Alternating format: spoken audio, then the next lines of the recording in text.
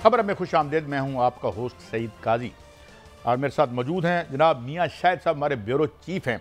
और ज़ाहिर है आज की सबसे बड़ी खबर यही है कि साबिक रिटायर्ड जनरल फैज़ हमीद जो कि ISI के चीफ भी रह चुके हैं और कोर कमांडर के तौर पर भी कई मकामात पर सर्व कर चुके हैं, उनका क्या कोर्ट मार्शल होगा। मगर इसमें जो इम्पोर्टेंट खबर है वो ये है कि कहा यह जा रहा है कि तत्हीर के अमल का ये आगाज़ है और ये तत्हीर का अमल जो है वो महज फ़ौज तक नहीं होगा बल्कि इसके बाहर भी जाएगा।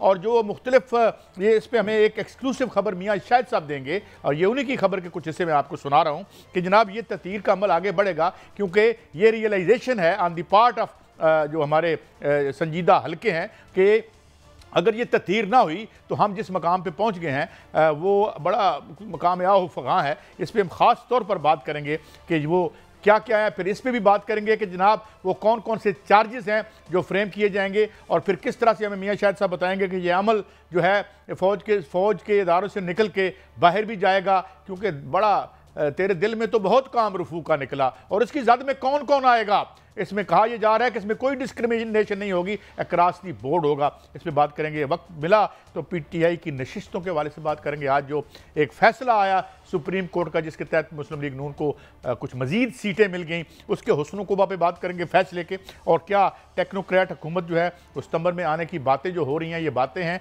या इनमें कोई हकीकत भी है। और power sector task force IPPs की करप्शन सामने ला पाएगी या ये जो टास्क फोर्स बनी है, इस हवाले से सुना है कि मियाँ साहब थैंक यू वेरी मच हजूर। इसके अलावा हमारे साथ अभी थोड़ी डॉक्टर कमर चीमा साहब भी होंगे, माहिर हैं फ़ौजी अमूर के भी और जो आलमी अमूर हैं उनसे भी गुफ्तगू करेंगे। मगर इस वक्त हैं हमारे साथ मियाँ शाहिद साहब। मियाँ शाहिद साहब, ये जो अमले तत्हीर है ये इसका आगाज़, इसे नुक्ता आगाज़ कहा जा रहा है। ज़ाहिर है इंसाफ होगा और इंसाफ होना चाहिए और किसी के साथ ज़्यादती कतन नहीं होनी चाहिए, ये तो हमारा एक बुनियादी असूल है और होना भी चाहिए। मगर ये तत्हीर का अमल क्या है और ये किन किन मज़ीद इदारों तक फैल सकता है जनाब मियाँ शाहिद साहब? साहब, एक तो ये तत्हीर का जो अमल है ये इसका नुक्ता आगाज़ हम इसको अगर कहें और साथ साथ ये कहें कि ये अमल का आगाज़ है अमली काम का, जिसको सर्जरी कहते हैं, तो वो ज़्यादा बेहतर होगा। आपने देखा जो जितनी भी तारीख हमारी गुजरी है उसमें होता ये था कि एहतसाब करने वाले पहले अपने आप को पेश नहीं करते थे। अब ये सिलसिला शुरू हो गया है, अब पाक फ़ौज ने अपने आप से शुरू किया है। और आपने देखा कि एक हाई रैंक जिसको साबिक DG ISI lieutenant general retired Faiz Hameed जो हैं उनके खिलाफ कोर्ट मार्शल की कार्रवाई शुरू हो चुकी है। इंक्वायरी की स्टेज से मामला आगे निकल चुका है और उसके बाद जो है वो कोर्ट मार्शल की कार्रवाई है और इसके बाद सज़ा होती है, या अगर बेगुनाह हुए तो वो वहाँ अपना रिहा हो जाएंगे। लेकिन वो अमल, वो जो वक्त है वो गुजर चुका है। ये अमल यहाँ रुकेगा नहीं काजी साहब, ये अमल जो है वो आगे बढ़ेगा। और इस हवाले से जो मेरी खबर है वो ये है कि बहुत सा काम हो चुका है, बल्कि मैं ये कहूं कि मुकम्मल काम हो चुका है, मुकम्मल तहकीकात हो चुकी हैं। करप्शन माफिया के खिलाफ, जो करप्ट माफिया है वो अब नहीं बचेगा, उनके खिलाफ तमाम तर तहकीकात मुकम्मल हो चुकी हैं, तमाम तर सबूत जो है वो आ चुके हैं। आपने देखा कि ये जब हुकूमत आई थी तो उससे पहले का ये मामला जो है वो जारी है। बहुत से जो महकमे हैं उनमें बहुत से इंटेलिजेंट लोग जो हैं वो भेजे गए जिन्होंने वो तहकीकात की और उसके बाद एजाज गौहर साहब ये मामला जो है वो सामने लेकर आए। फिर आपने देखा कि टाइमलाइन बड़ी जो है वो मैटर करती है और बड़ी दिलचस्प है। उसके बाद तमाम तर रिकॉर्ड जो है वो सामने लाया गया, पूरी कौम ने वो रिकॉर्ड देखा कि IPPs ने जिस तरह लूटा पैसा वो सामने आया, हर चीज सामने आई। मियां साहब रुकिएगा, क्या IPPs भी इस स्क्रूटनी के अंडर आ रहे हैं?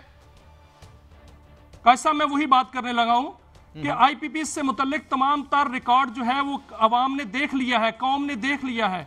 इसके बाद एक धरना आता है, धरना जो है वो प्रेशर बिल्ड कर रहा है, उसने प्रेशर बिल्ड किया है और फिर टास्क फोर्स बनती है। अच्छा, ये मैं पहले इस आपकी खबर के पहले इससे को हम पहले उसका अहाता कर लें कि क्या कोई इस तरह की हाई प्रोफाइल शख्सियात, चाहे वो उनका ताल्लुक इस फौज से रहा हो टॉप के या और जो सिविलियन हमारे इदारे हैं उनसे रहा हो, जो कि ऑफिशियल रहे हैं ब्यूरोक्रेसी में या जुडिशरी में या फौज में, तो क्या अगर खुदा न खास्ता किसी ने कोई इस तरह, तो क्या वो भी स्क्रूटनी के अंडर आएंगे मियां साहब?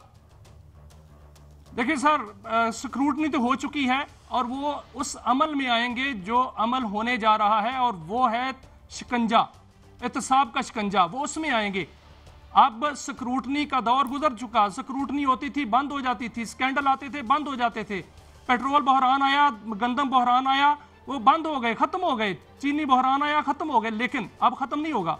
अब यह है कि वो कानून के कटहरे में आएंगे, उनके साथ इंसाफ होगा, क्योंकि जब पाक फौज अपने हाई रैंक का एहतसाब कर सकती है, उन्होंने मिसाल डाल दी है, उस वक्त बाकी भी एहतसाब के शिकंजे में आएंगे। और ये काम हो चुका है कायद साहब, इस वक्त तक यहाँ तक काम हो चुका है कि तमाम तर तयन कर लिया गया है कि जिम्मेदार कौन थे, इन मुआहदों के जिम्मेदार कौन थे, उनमें किसने किकबैक्स कितने लिए, कौन कौन इसमें मुलव्वस था और कौन कौन फ्रंटमैन था, तमाम तर आइडेंटिफाइज हो चुके हैं। अब सिर्फ उनको पकड़ना है। टास्क फोर्स ने ये काम करना है।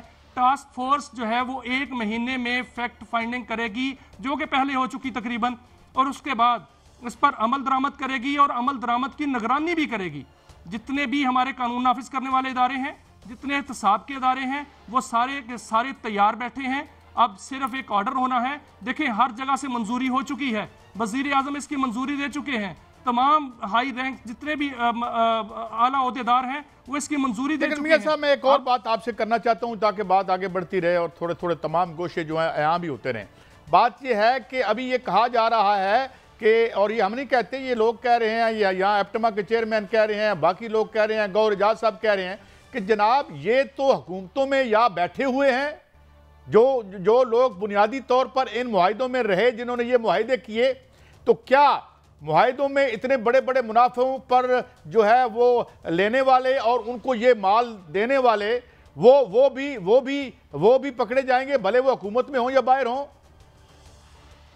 देखिए कैसा बहुत सा बारीक काम हुआ है इस दफा तमाम ऐसे लोग जो कि इसमें मुलव्वस हैं और जो बड़े बड़े ओहदों पर बैठे हुए हैं, उनसे बाकायदा मंजूरियां ली गई हैं कि ये काम करना है। उन्होंने खुद मंजूर किया है, वो खुद कहते हैं सजाएं मिलनी चाहिए, और वो खुद अगर किसी का बाप है, किसी का भतीजा है, किसी का बेटा है, किसी का भाई है, तो वो उस पर जो है वो कभी ये नहीं कह सकेगा कि हमारे साथ ज्यादती हो रही है, क्योंकि वो खुद इस अमल से गुजर चुके हैं, उनको अमल से गुजारा गया है, उनके सामने हर चीज लाई गई है। अगर फर्ज करें कोई हाई रैंक ओहदे पर बैठा हुआ शख्स, उसका बेटा जो है वो इस मुआहदे में आ गया, वो इस करप्शन में आ गया, तो क्या वो कहेगा कि हमने करप्शन नहीं की? क्योंकि सारा जो सच है वो कौम के सामने आ चुका है। और जो मुआहदा हुआ है जमात इस्लामी के साथ, वो मुआहदा पढ़ के देखें सर। अच्छा, ये मैं एक और इस पे आता हूं। मियां साहब, आपने अभी मुझे बताया था वो चार्जशीट क्या है, और आपने बताया कि ये ऑथेंटिक है, तो ये चार्जशीट जरा मुझे मुख्तसरन बता दीजिएगा जो अभी जनरल साहब पर लगाई गई। जाहिर है इसने साबित होना है, चार्जशीट से कोई बंदा मुजरिम नहीं बन जाता, मुलजिम से उनको एक फेयर ट्रायल का हक मिलेगा और मिलना चाहिए भी। जी जी जी मियां साहब। कायद साहब, एक तो उन पर सबसे बड़ा इल्ज़ाम जो है वो करप्शन का है, वो है टॉप सिटी स्कैंडल। वो उसमें उन्होंने जो मालकान को टॉप सिटी के पकड़ा और उन पर छापा मारा और उनको जो है टॉर्चर भी किया और उनसे पैसे भी लिए, ये इल्ज़ाम है उन पे।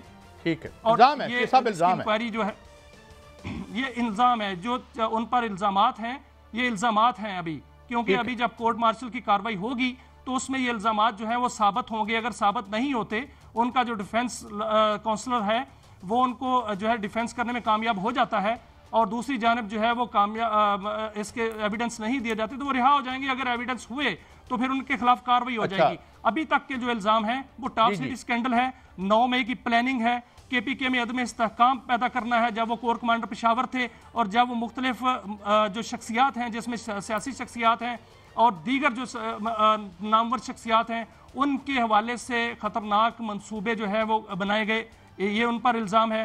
और कोर कमांडर पेशावर जब थे तो उनकी मशकूक सरगर्मियाँ थीं, तालिबान को दोबारा लेके आना पाकिस्तान में, ये उनका जो था वो उन पर इल्ज़ाम है। सियासी इशराफिया के साथ मिलकर जो है वो मुल्क में अदम इस्तेहकाम पैदा करना और मुल्की मफाद के ख़िलाफ़ काम करना, ज़ाती मफाद के लिए जो है मुल्की मफाद को जो है दाव पे लगाना और बतौर DG ISI मुल्की मफाद के ख़िलाफ़ काम करना, ये उन पर इल्ज़ाम है। और ये भी इल्ज़ाम है कि मुल्क में बगावत की कैफियत पैदा करने के हवाले से उन्होंने प्लानिंग में मदद की थी, और जो आर्मी तनसीबात पर हमले हुए थे वो सारी प्लानिंग उनकी थी, ये उन पर इल्ज़ाम हैं।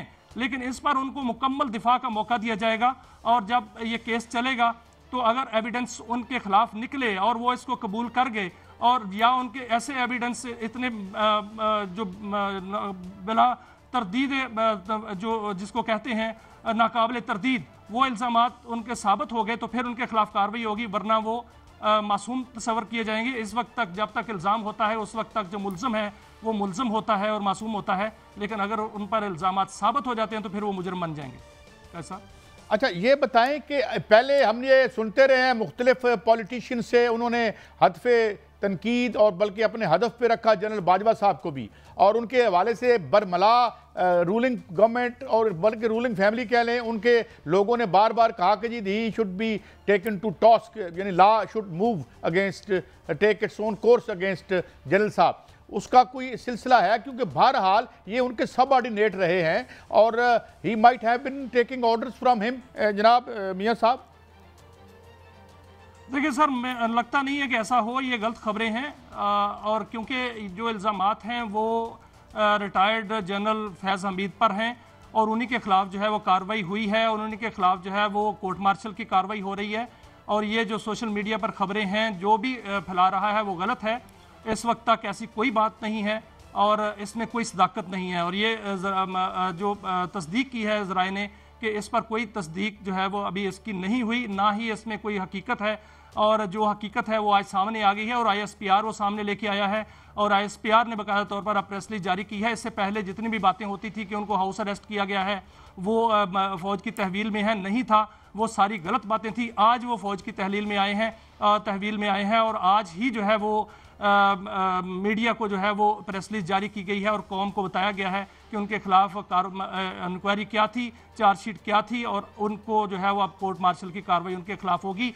और लेकिन ये काम रुकेगा नहीं, ये काम आगे बढ़ेगा और ये ज़रूरी नहीं है कि जो ये काम यहाँ से होकर जो फौजी हुकाम हैं उनके खिलाफ जो है वो कार्रवाई हुई है, इसके बाद जो है वो ये बहुत बड़ा अमले ततहीर जो कि काजी साहब हम कहते हैं वो शुरू होने वाला है। वो जब शुरू होगा तो साहब एक बात मुझे समझ नहीं आती, मैं एक बात कहूं कि यहाँ की जो सिविल एस्टैब्लिशमेंट एक ही नहीं होती, कई एस्टैब्लिशमेंट के कई हिस्से होते हैं। एक आपकी सिविलियन एस्टैब्लिशमेंट है और वो चंद खानदानों पर मुहित है, वो कुछ थोड़ा बहुत उनका जायका बदलने के लिए अंदर बार किया जाता है। 5-7 स्टार किस्म की जेलों में आते जाते रहते हैं, रौनक मेला लगा रहता है उनका। लेकिन कैसे वो अपना how can they bell themselves, अपने गले में वो घंटी कैसे डालेंगे? ये तो और फिर पावर में होते हुए वो कैसे अलाउ कर दें कि उनके खानदान, उनके कारोबार वो अंडर स्क्रूटनी भी आए और उस पर सजा जजा भी हो? मियां साहब, ये कुछ बात अदम होती है। देखिए काजी साहब, पहले ये कहा जाता था कि जर्नैलों को सजा तो नहीं होती, बाकियों को जो है वो पकड़ा जाता है। लेकिन अब आपने देखा कि क्या हो रहा है। अब तो पाक फौज ने अपने एक सीनियर जनरल जो सबसे बड़े ओहदे पर थे उनके खिलाफ जो है इंक्वायरी शुरू कर दी है, बल्कि उनको कोर्ट मार्शल की कार्रवाई शुरू कर दी है। अब क्या रह गया है? अब तो जवाब नहीं बचा के ये कहने का कि जर्नैलों के खिलाफ कार्रवाई नहीं होती है और वो शुरू हो चुकी है। और मैं यही बात काजी साहब कह रहा हूं कि ये कौम को रिलीफ देने का वक्त है। कौम को रिलीफ कैसे मिलेगा? कौम को रिलीफ उस वक्त मिलेगा जो करप्शन की गई है, जो पैसा लूटा गया है, वो IPPs की सूरत में हो, वो ठेकों की सूरत में हो, वो या किसी डॉलर की स्मगलिंग की सूरत में हो, वो तो वापस लाना है ना। वो वापस इसी तरह आएगा कि जब IPPs के मालकान पकड़े जाएंगे, वो पकड़े जाए, सहूलतकार पकड़े जाएंगे जिन्होंने मुआहदे कराए, वो बाबूस पकड़े जाएंगे, प्लानर्स जिन्होंने गलत प्लानिंग की, वो किरदार पकड़े जाएंगे जिन्होंने गैर कानूनी हरकत की। तो ये सारे का सारा पैसा भी वापस आएगा और वो इन्हीं कवानीन के तहत उनको सजा भी मिलेगी। अब कोई जवाब नहीं है ये कहने का कि नैब होगा या पाकिस्तान होगा, क्योंकि ये नैब तो नहीं कर रहा। ये तो जो ततहीर का अमल शुरू हो चुका है, ये कानून कर रहा है और वो कानून कर रहा है जो मौजूद है, राइज है, जिस पर दस्तखत हैं, वो कानून आइन कर रहा है जिस पर दस्तखत किए गए हैं। ये कोई नैब नहीं है जिसको आप पॉलिटिकल मकासद के लिए इस्तेमाल कर सकें। ये वो इदारे हैं जो गवर्नमेंट के अंडर चलते हैं और गवर्नमेंट के अंडर ही आप देखेंगे कि सारे का सारा ये एहतसाब का अमल शुरू होगा। इसमें कोई एक पार्टी नहीं है, इसमें ना तो ये है कि हुकूमती इत्तेहाद होगा, इसमें ये नहीं है कि कोई अपोजिशन होगी, नहीं, इसमें सिर्फ करप्ट पकड़े जाएंगे। और वो करप्टों जो है वो करप्ट माफिया की उसकी बारी है, क्योंकि कौम पूरी का मुतालबा ये है कि मुल्क से करप्शन दूर हो और मुल्क जो लोग हैं उनको, अवाम हैं, उनको रिलीफ मिले। बिजली की कीमतों में रिलीफ कैसे मिल सकता है? उस वक्त मिल सकता है जब आईपीपीएस की कैपेसिटी पेमेंट जो है वो खत्म की जाए।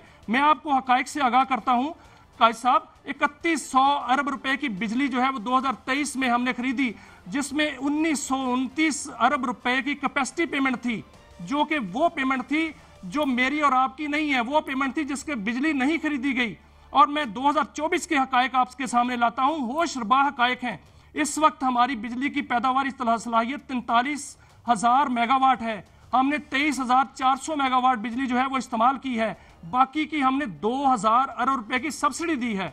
ये कहां का इंसाफ है? आपको रोकूंगा, एक सवाल करता हूं आपसे, ये मुझे बताएं, ब्रेक में मैंने जाना है मगर मैं सवाल छोड़े जाता हूं। सवाल ये है कि प्राइम मिनिस्टर साहब ने कहा जी कोई रिलीफ हम नहीं दे सकते, हम बड़े मजबूर और बेकस हैं इस मामले में, बाकी हर मामले में ठीक हैं। उधर हमारे जो वजीर हैं तवानाई के, उन्होंने कहा कि नो, हम पहले उन्होंने कहा हम रिविजिट नहीं कर सकते इनको, ये हम ख़त्म नहीं करेंगे, ये उन्होंने ये कहा था। अगर ये मौजूद रहते हैं तो फिर ततीर कहाँ से होगी? अगर हमारा जो बिजली के बिल में जो हमें सज़ा मिलती है रोज़ाना, जो मैं बार बार कहता हूं कि अगर ये बने हैं तो कोई किक बैक की कब तक हम ये किस्त अदा करते रहेंगे।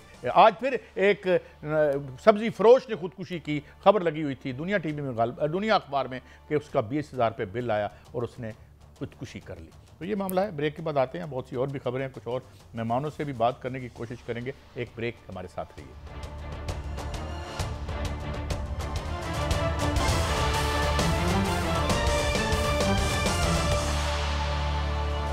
Welcome back. हमें ज्वाइन किया है जनाब डॉक्टर कमर चीमा साहब ने। डॉक्टर साहब बहुत शुक्रिया आपके वक्त का। आज जब ये दफ़तन खबर आई तो मैंने ज़ाहिर इधर उधर देखा, दुनिया में क्या रूटीन है। मैंने अमेरिका में एक एयरफोर्स के जनरल थे, उनको मॉरल टर्पिट्यूड पे जो है वो सज़ा होती है। या चीमा साहब हमने ये भी देखा कि 2009 में 2,90,00,000 रुपए, 29 करोड़ या दो, आई डोंट नो, ये फिगर ऊपर नीचे हो सकता है। उसमें 3 जनरल थे इंडियन आर्मी के जो कॉन्विक्ट हुए। तो आई थिंक इट्स आम तौर पर ये तो एक रूटीन मैटर ही हम इसे कहेंगे, या आप इसे कोई गैर मामूली डेवलपमेंट समझते हैं जनाब डॉक्टर कमर चीमा साहब? काजी साहब बहुत शुक्रिया। देखिए, इंपॉर्टेंट चीज़ ये है कि दुनिया की डिफरेंट अदारों के अंदर जो लोग ऑपरेट कर रहे होते हैं, लाखों की तादाद में होते हैं, तो कौन सा जनरल कहाँ पे क्या काम कर रहा होता है। आपको पता है, एक अमेरिकी जनरल स्टैनले मैक्रिस्टल थे, वो अफगानिस्तान के किसी ऑपरेशन को देख रहे थे, तो वो किसी जो है वो हनी ट्रैप का हिस्सा बन गए। अभी हाल ही में जो चाइना है उसने अपने फॉरेन मिनिस्टर को रिमूव कर दिया, अपने डिफेंस मिनिस्टर को रिमूव कर दिया, सिटिंग जो बैठे हुए थे, जो सर्व कर रहे थे। जो जहां पे भी कोई मुल्क, किसी मुल्क के अंदर कोई शख्स अपने ओहदे की या कानून की वायलेशन करता है, तो वहां पे मेरा ख्याल है अकाउंटेबिलिटी के मैकेनिज्म्स मौजूद हैं और वो उन्हीं मैकेनिज्म्स के तहत उनको डील किया जाता है। सो ये जो जनरल फैज हमीद के साथ हुआ है, ये मेरा ख्याल है कि सब लोगों को बहुत सारी चीज़ों का अंदाज़ा था, और हर एक इंडिविजुअल हो, कारोबारी शख्सियात हो, किसी को कोई हक नहीं पहुंचता कि आप उनको तंग करें। और अगर आपने रियासत के रिसोर्सेज का, रियासत के अदारों का बेजा इस्तेमाल किया अपने ज़ाती फ़ायदे के लिए, तो काजी साहब क्यों ना पाकिस्तान के फ़ौज या सुप्रीम कोर्ट हरकत में आना चाहिए।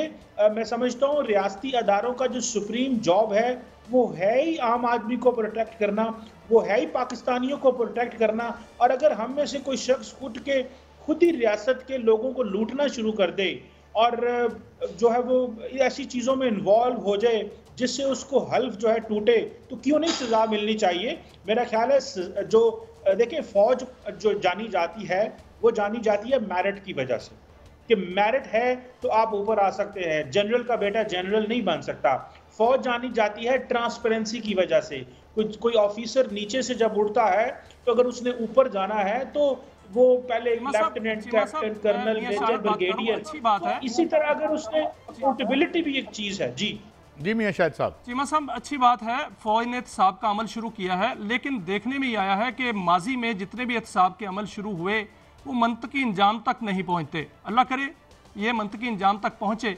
तो आप क्या देख रहे हैं कि जब फौज ने इतनी बड़ी मिसाल कायम कर दी है, तो ये मिसाल जो है इसके असरात सिविल जो गवर्नमेंट है वहाँ पर, जो गवर्नमेंट में क्या गया माजरत के साथ, जो सिविल शोबा है उस पर बड़ी करप्शन जो है इल्जामात लगते हैं, तो क्या ये तत्हीर का अमल जो है उस तक भी जाएगा? देखें जी, क्यों नहीं जाना चाहिए।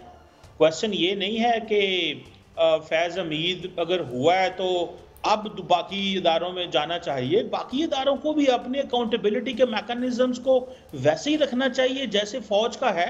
इससे फौज के अंदर क्या हो रहा है और क्या नहीं हो रहा, मेरा नहीं ख्याल कि बाकी इदारों को इसको देखना चाहिए। बाकी इदारों को अपने कवानीन के मुताबिक चीज़ें जो हैं वो करनी चाहिए। और ये जिस तरह आपने कहा कि फौज ने एक अगर प्रेसिडेंट सेट की है तो माजी में भी फौज करती रही है। ये जो कुछ हुआ है अभी मैं समझता हूँ ये हमारी जुडिशरी के लिए, हमारे सिविल अदारों के लिए, पॉलिटिशियंस के लिए, हर अदारे के लिए ज़रूरी है। देखें, जो 9 मई में फ़ौज ने एहतसाब का अमल शुरू किया, मैं समझता हूँ वो अमल चल रहा है। जो पिछले कुछ सालों में 2-4 सालों के अंदर जो फ़ौज के अंदर एक पोलिटिसाइजेशन हुई कि कुछ लोगों ने जो है वो सियासतदानों की जो है वो बातों में आ गए या अपने ओथ का हल्फ जो उठाया हुआ था उसको फॉलो नहीं किया, तो मेरा ख्याल है कि फ़ौज जारी बात छांटी कर रही है। देखें, 9 मई एक रियासत के खिलाफ बगावत थी, फ़ौज के खिलाफ बगावत थी। फ़ौज ने उसको बड़े जो है वो एहसन तरीके से कुचल दिया, तो उसकी कोई भी बाकियात जो सिस्टम के अंदर मौजूद है। इसी पे मैं रहनुमाई चाहूंगा चीमा साहब, इसी पे रहनुमाई चाहूंगा कि क्या जो प्रेस रिलीज जारी हुई है इसमें एक तो हाउसिंग सोसाइटी का इल्ज़ाम है, दूसरा उसमें लिखा गया है कि रिटायरमेंट के बाद उन्होंने बहुत सी बेज़ाब्तगियां की, तो इसमें और कौन कौन से अवामल जो है वो हो सकते हैं? एक तो टॉप सिटी तो है ही जो हाउसिंग सोसाइटी है, उसके अलावा कौन कौन से उन पर चार्जशीट हो सकती है या इल्ज़ामात हो सकते हैं? देखें, जो ISPR की प्रेस रिलीज आई है उस प्रेस रिलीज से तो जारी बात है टॉप सिटी का जिक्र है। उसमें तो जो सुप्रीम कोर्ट ऑफ पाकिस्तान की हदायत के मुताबिक जो मिलिट्री आर्मी ने अपने आर्मी एक्ट को देखते हुए जो एक्शन लिया है ये वो है। बाकी जैसे जैसे तफसीलात सामने आएंगी तो हम इस पोजीशन में होंगे कि हम उसके ऊपर कमेंट कर सकें, लेकिन लार्जली ये सिर्फ एक चीज़ नहीं है और भी यकीनन बहुत सारी चीज़ें ऐसी हो सकती हैं। आपको पता है कि जब ये DGISI थे, इमरान खान का ज़माना था, तो बहुत कुछ उस दिन उस वक्त हो रहा था। अच्छा, मैं चीमा साहब सॉरी इंटरजेक्ट कर रहा हूँ, बहुत सी बातें ऐसी हुई पब्लिकली हुई। मिसाल के तौर पे ख्वाजा आसिफ साहब ने अपने इलेक्शन के बारे में, पिछले इलेक्शन के बारे में कहा कि उन्होंने जनरल साहब से इनडायरेक्टली, जनरल बाजवा साहब से रब्ता करके अपनी सीट बचाई। फिर उन्होंने कहा कि जी उन्होंने हमने उनसे डील की जो एक्सटेंशन के ज़िमन में, और फिर यहाँ से नवाज शरीफ साहब चले गए। ये तो एक बजाज तौर पर कन्फेशन है कि जनाब ये तो आर्टिकल 6 की वायोलेशन है। तो क्या आपको आने वाले दिनों में अगर ये अमल शुरू हुआ है जो बड़ा पॉजिटिव है, आप सब दोस्त आप कह रहे हैं, तो क्या ये उधर भी जाएगा या ये अपने कुछ रास्ते पर ही चलता रहेगा? चीमा साहब, देखिए, मुझे नहीं लगता कि ये उस पैमाने पे चीज़ें जाएंगी जो ख्वाजा आसिफ साहब बातें कर रहे हैं। देखें, अदारे का जो इन्वॉल्वमेंट है वो इमरान खान साहब के दौर में तो पीक पे थी, और हमने वो देखा कि जिस तरह चीज़ें चली, और वो बहुत बड़ी जारी बात है अदारे की तरफ से, जारी बात है उसको बहुत अंदाज में डिस्कस भी किया गया और बहुत जगहों पे एक्सप्लेन भी हुई हैं। लेकिन मैं समझता हूँ कि शायद चीज़ें उस तरफ ना जाएं। लेकिन ये जो केस है ना काजी साहब, ये बड़ा सेंसिटिव केस है कि आप ISI और रेंजर्स का इस्तेमाल करके एक शख्स से अपने ज़ाती फ़ायदे के लिए उसके ऊपर दहशतगर्दी की दफात लगा के और उनकी फैमिली को टॉर्चर करें और सब कुछ करें। और मैं समझता हूँ कि वो जो मोइस साहब हैं उनको भी दाद देनी चाहिए कि एटलीस्ट वो बोले तो हैं। शायद ऐसे बहुत सारे केसेस हो काजी साहब जिसमें लोग बोले ही नहीं हैं, और लोग समझते होंगे कि ये ताकतवर लोग हैं और ये जो है वो कोई फैसला नहीं हो पाएगा। लेकिन मैं समझता हूँ एटलीस्ट ये बोलने की रवायत कायम हो गई है, और हर वो शख्स जो अपनी ताकत का इस्तेमाल करता हुआ, अदारे का बेजा इस्तेमाल करते हुए इस तरह की कार्रवाई में कोई मुलव्वस होगा उसको सजा मिलेगी। मेरा ख्याल है एक प्रेसिडेंट सेट कर दी गई है कि आइंदा भी जो लोग सिस्टम में मौजूद हैं वो अदारों का इस्तेमाल करके अपने पर्सनल बेनिफिट ना लें। और ये नहीं है कि आप DGI ऐसे ही बन गए तो आप जो मर्जी करते फिरें। मेरा ख्याल है कि एक ये जो छांटी है, ये छांटी हो रही है। ये तो कीमत साहब, कोई प्राइम मिनिस्टर भी बन जाए तो उसे ओवर स्टेपिंग नहीं करनी चाहिए, मगर हम माजी में देखते रहे हैं कि एक बड़ी शख्सियत के जो समधी थे उन पर बल्कि वो पेश भी हुए और बाद में उन्हें क्लीन चिट शायद मिल गई या नहीं मिल गई शायद। तो ये तो सिलसिला यहाँ चलता रहा है। तो मेरे ख्याल में अगर ये अक्रॉस द बोर्ड होगा तो फिर ही फ्रूट बेयर करेगा। Do you agree sir? बिल्कुल बिल्कुल, ये क्रॉस द बोर्ड होना चाहिए। ये नहीं है कि एक पर्टिकुलर केस के ऊपर आप फैसला कर लें और बाकी केसेस के ऊपर आप इग्नोर कर दें। मैं समझता हूं कि अकाउंटेबिलिटी होगी तभी जब एक क्रॉस द बोर्ड हो और हर शख्स ये महसूस करे कि वो काबिल गिरफ्त है। बहुत शुक्रिया जनाब कमर चीमा साहब। It is always a pleasure to have you on the show and thank you very much for your precious time. नाज़रीन, एक ब्रेक की तरफ हम बढ़ते हैं और बात यही कि अक्रॉस द बोर्ड होगा तो हाँ इंशाल्लाह ये मुल्क जो है नस्लों की खुशबू में ज़िंदा भी रहेगा। एक ब्रेक के बाद हाजिर होते हैं।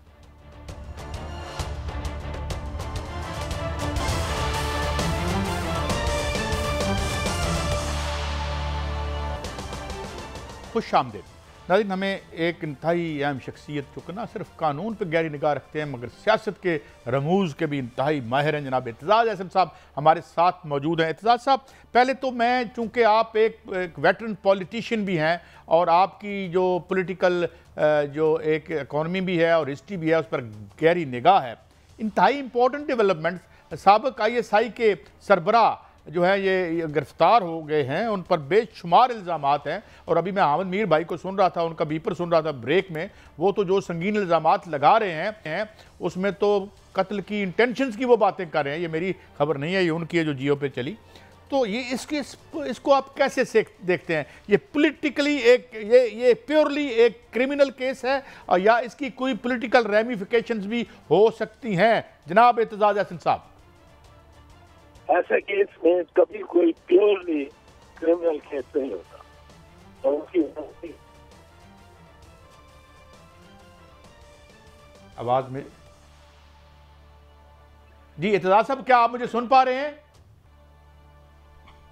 आवाज़ शायद मेरी उन तक नहीं पहुंच रही, तो दोबारा रब्ता करने की कोशिश की जाए। मियाँ साहब, मैं आपकी तरफ आता हूं और जब ये ब्रेक थी, जब मैं ब्रेक पे गया तो मैंने अपने दोस्त और भाई आमिद मीर साहब का बीपर जो वो दे रहे थे जियो पर, तो उसमें ये कि साफ़ी हज़रात और कुछ सियासी शख्सियात पर भी जो है उनके हवाले से कुछ उनकी इंटेंशंस ठीक नहीं थी, ये उनका कहना है। मैं बड़े मोहतात लफ्ज़ों में ये कह रहा हूँ। Do you have any such information मियाँ शाहिद साहब?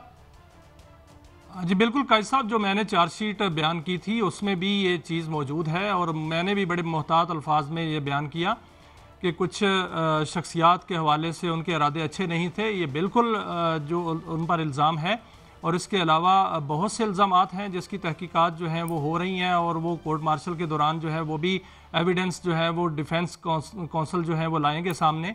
और जो GHQ के होंगे और इस पर जो है वो रिटायर्ड जनरल फैज़ हमीद जो हैं वो भी अपना डिफेंस पेश करेंगे। लेकिन उन पर जो चार्जशीट है वो बहुत बड़ी है और इल्ज़ामात बहुत ज़्यादा हैं और वो इल्ज़ामात जो हैं वो मुल्की मफाद के ख़िलाफ़ काम करने के भी हैं और ये भी है कि उन्होंने मुख्तलिफ सियासी शराफिया को जो है फ़ायदे भी पहुँचाए। लेकिन एक चीज़ उसमें देखने की है कि जो फैज़ाबाद धरना था उसका जिक्र नहीं है, उसमें मौजूदा चीफ जस्टिस जो हैं उनका फैसला था और उन्होंने उस पर अमल दरामद के लिए भी केस जो है वो खोला था, लेकिन वो इसमें जिक्र नहीं है इसमें।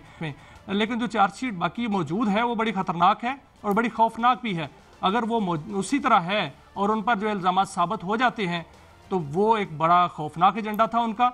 लेकिन अब इसमें साबित करना होगा कि क्या वो इल्ज़ामात जो उस पर हैं। अच्छा मियां साहब, थोड़ा आगे बढ़ते हैं। ये तो अब तकरीबन हम डेली रिपोर्ट करते ही रहेंगे इसकी प्रोसीडिंग्स के हवाले से। एतजाज़ साहब से अगर हमारा राब्ता होता है तो पूछेंगे क्या इसकी रिपोर्टिंग होगी, इन कैमरा होगा, क्या होगा, क्योंकि हम भी तो खैर मुब्तदी हैं, लेमैन हैं, हमें इसका पता नहीं है। मगर हजूर एक फैसला भी आ गया है जिस 2-1 से, जिसमें हम देख रहे हैं कि सीटें मिल गई मुस्लिम लीग नून को, जबकि जो अकील अब्बासी साहब का एक अंदर की क्या खबरें हैं कि इनको कितनी सीटें जो है वो और मिल सकती हैं? जो है इंतहाई कानूनी तरीके से।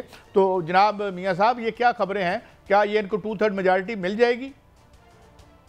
काजी साहब, ये एक हुकूमत का बी प्लान है। एक तो ये प्लान ये था कि हमने अमल दरामद नहीं करना सुप्रीम कोर्ट के फैसले पे, ये तो सामने बात है, हुकूमत की क्लियर कट है कि हुकूमत ने अमल दरामद नहीं करना। वो एक कानून में तरमीम भी ले आए हैं। मैं माफ़ी चाहता हूँ, मुझे एतजाज़ अहसन साहब ने दोबारा ज्वाइन किया है आपको, यानी शुक्रिया, माफ़ी चाहता हूँ, हमारा राब्ता कुछ ना हो पाया। सवाल मेरा यही है कि इसकी रेमिफिकेशंस क्या कोई पॉलिटिकल भी होंगी जनाब एतजाज़ अहसन साहब, ये जो केस अब चल पड़ा है?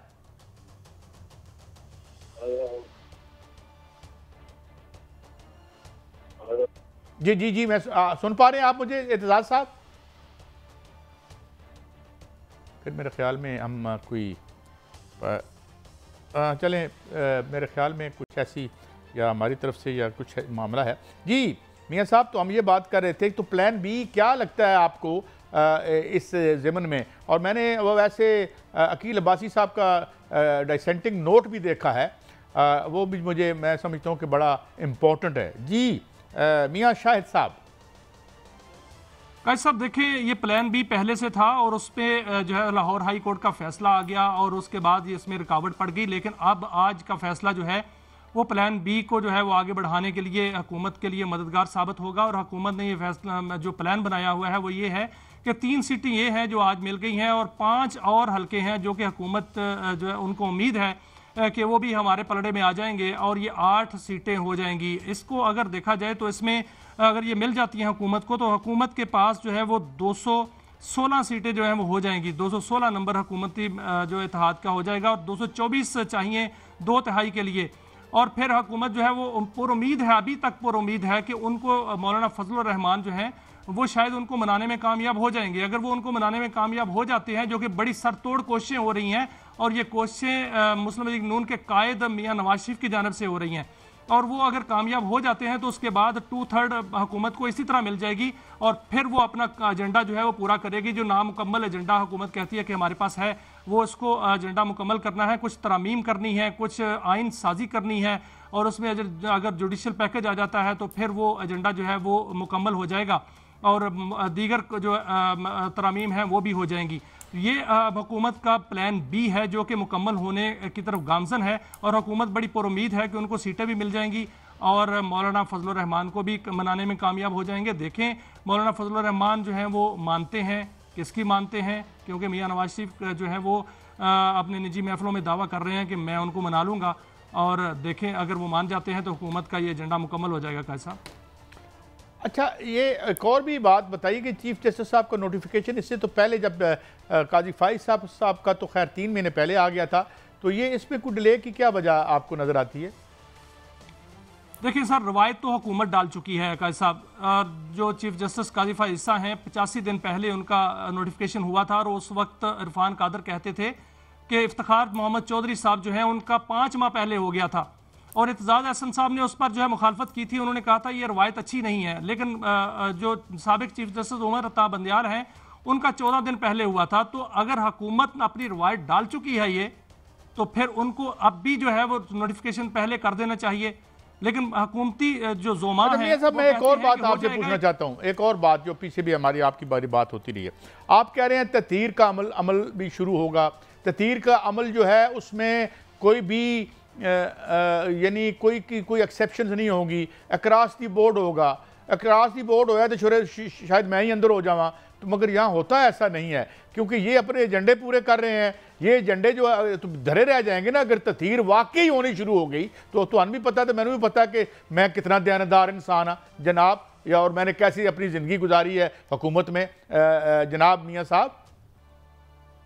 काजी साहब, एक मिसाल आपको देता हूं। चंद दिन पहले 3 वज़रा जो हैं वो एक जगह बैठे हुए थे और वो तनकीद किस पे कर रहे थे? वो तनकीद कर रहे थे वज़ीर आज़म पे, और वो कह रहे थे कि हमने कई दफ़ा वज़ीर आज़म को कहा है कि हमें काम नहीं करने दिया जा रहा, हमें काम से रोका जाता है। और वो 2 शख्सियात का नाम ले रहे थे, बड़ी बड़ी जो सिविल हुकूमत में मौजूद हैं और बड़े ओहदों पर हैं, उनकी तरफ से उनका इशारा था कि वो हमें काम नहीं करने देते। इस वक्त ये है कि जो सेक्रेटरीज हैं वो उस अमल को आगे नहीं बढ़ने दे रहे जो वज़रा चाहते हैं।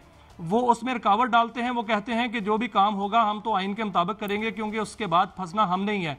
तो वुज़रा जो है वो समझते हैं कि हमें काम नहीं करने दिया जाता, और उस पर वो गिला शिकवा बाकायदा तौर पे 3 बैठे हुए एक जगह पे सलाह मशवरा कर रहे थे कि हम वज़ीर आज़म को कहते हैं, वज़ीर आज़म हमारी नहीं मानते। तो यही तत्हीर का अमल है कायद साहब, यही है कि जो मैं चाहता हूं वो नहीं होगा, जो मेरी ख्वाहिश है वो नहीं होगा, वो होगा जो आइन और कानून की ख्वाहिश है। उस पर अगर अमल दरामद होना शुरू हो गया तो फिर तत्हीर का अमल जो है वो तो मंतकी इंजाम तक पहुंचेगा ना। तो इस पर काम शुरू हो चुका है, जो अंदर से आवाजें आ रही हैं। चलिए ये तो देखेंगे हो रही हैं मियां साहब, हम देखेंगे तत्हीर का अमल तो कुछ नहीं हुआ।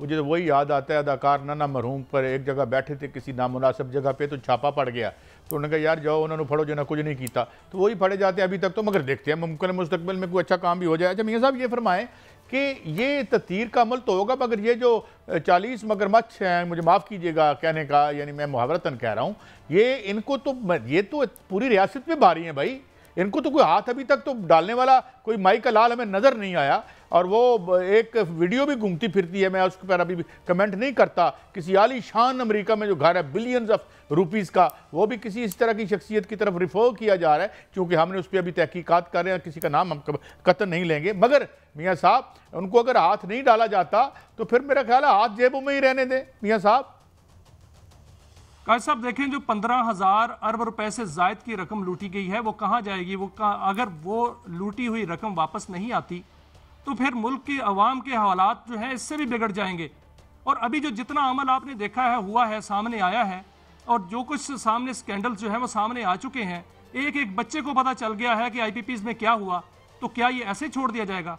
ये ऐसे नहीं छोड़ा जाएगा काजी साहब, इसको मंतकी इंजाम तक पहुंचाया जाएगा। क्योंकि देखें, फ्यूल प्राइस एडजस्टमेंट हो, सिमाही एडजस्टमेंट हो, बुनियादी कीमत का इजाफा हो, कैपेसिटी पेमेंट हो, ये हज़ारों अरब रुपया जो है वो अवाम की जेबों से निकाला जाता है।